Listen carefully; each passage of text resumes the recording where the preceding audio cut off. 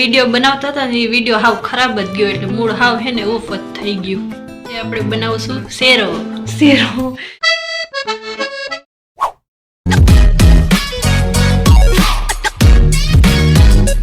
Hello and welcome back to my YouTube channel અને હું છું મિસ સ્નેહા. તો આજનો બ્લોગ સ્ટાર્ટ કરતા પહેલા આપણે મળી લે આપણી માનુવારે, જે મારી નાની બેન છે માનુવારે મળી લે પહેલા.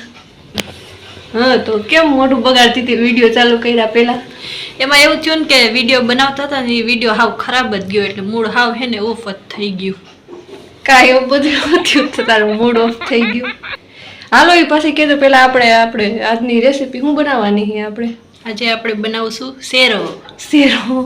બીજા ખબર નહીં, બીજા હલવો કહેતા હશે, શેરો કહેતા હશે, પણ અમે તો શેરો જ કહીએ. ગુજરાતી હી એટલે અમે શેરો જ કહીએ. આપણે શેરો જ કહીએ. તો હાલો પેલા આપણે શેરો બનાવવાનું સ્ટાર્ટ કરીએ અને પછી વાતો કરશું આગળ. તો હાલો આપણે શેરો બનાવીએ. પેલા આપણે એક બાઉલ લેવું, તેલ નાખવાનું છે, જેટલું જોતું હોય એટલું તેલ નાખવાનું છે. હું થોડુંક બનાવવાનું એટલે ખાલી થોડુંક તેલ લીધું મેં. પછી તેલ નાખી હું હે ને લોટ ચારીને લઉં, કેમ કે ઘણી વાર એમાં હે ને કચરો નીકળતો હોય, આપણને ખબર ન હોય. એટલે હે ને રોટલી કરું કે ગમે કરું, લોટ ચારીને જ વાપરું.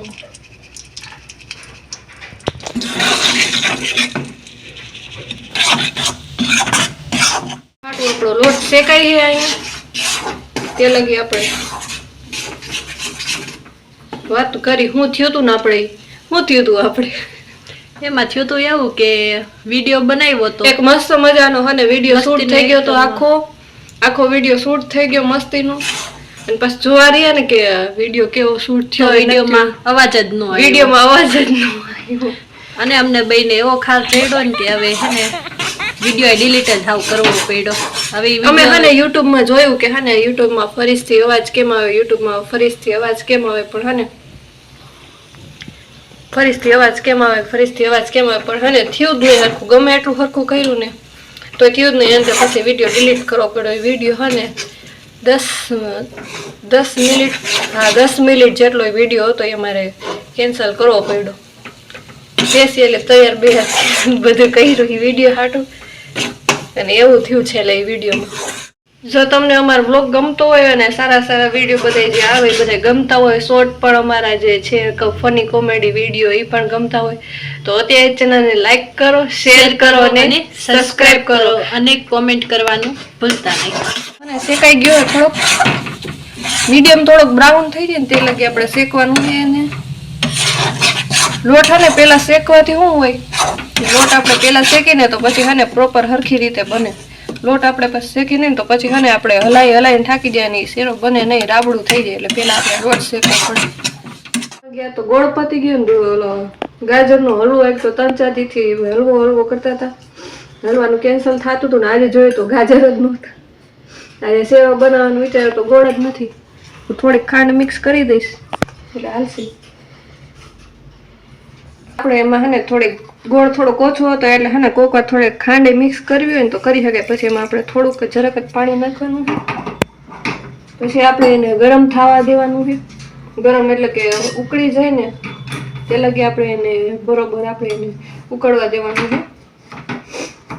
ચાસણી ટાઈપ નથી કરવાનું, ખાલી છે ને આમ ઉકળી જાય ને પાણી એ રીતના કરવાનું. જો આમાં હમણાં આવશે.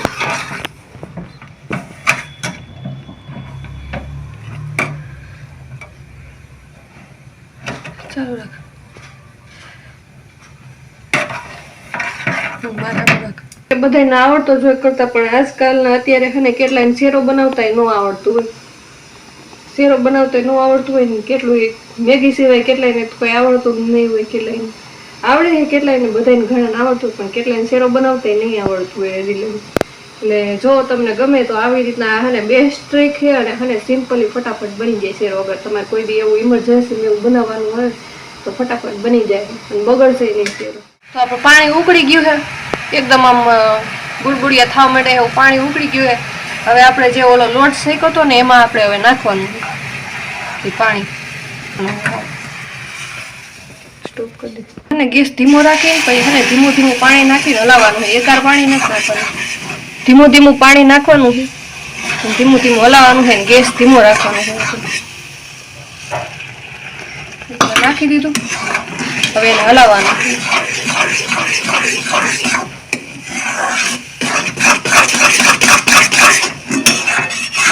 આવી રીતે જો હને ફાસમ ફાસો બની જાય હમણાં 2 મિનિટમાં, અને જાજી હને હલાવવી નહીં પડે. બીજા ઓલો આપણે લોટ પેલા શેકી ને તો ક્યાંય લગી આપણે હલાવવું જ પડે. શેરો બને જ નહીં.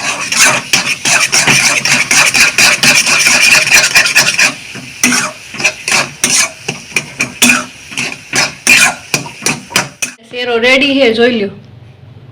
એકદમ બરોબર છે. આને તો જો કે એટલો શેરો નથી ભાવતો એટલે તો થોડોક ખાય નહીં, 1-2 બટકા ખાય. મને તો શેરો ભાવે બહુ. આ બધો શેરો એને જ ખાવાનો હે, કેમ કે મને તો ભાવતો હે નહીં. ચાખીશ, થોડોક ઘણો ચાખીશ. થોડોક ચાખ જોઈ કેવો છે.